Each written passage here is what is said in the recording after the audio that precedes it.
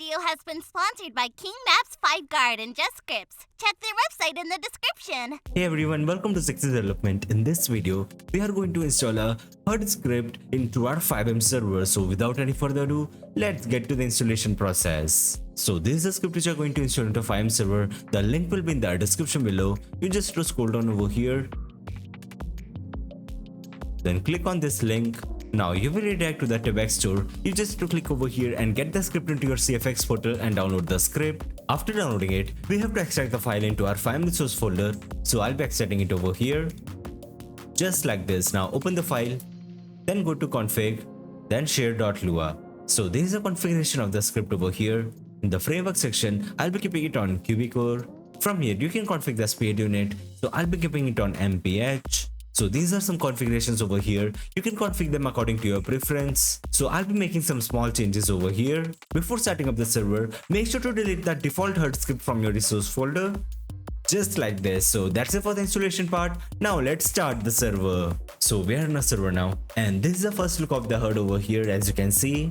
Now we can make some changes on the HUD with the command of /HUD config.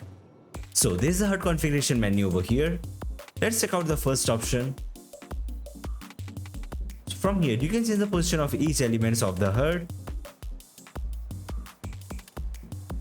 As you can see, the second option is for HUD style.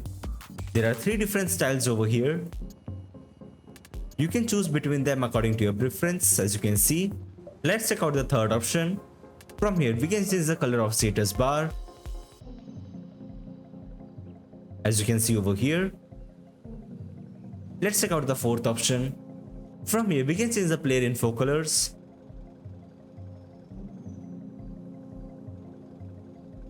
The fifth option is for HUD visibility.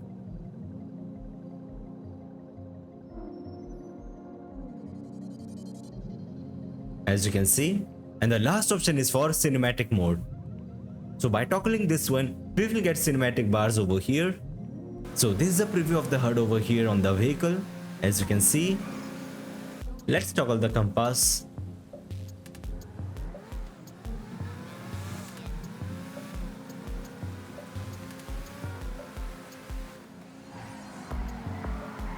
So that is for today's video. Make sure to like the video and subscribe to the channel for more videos related to FiveM development. Goodbye.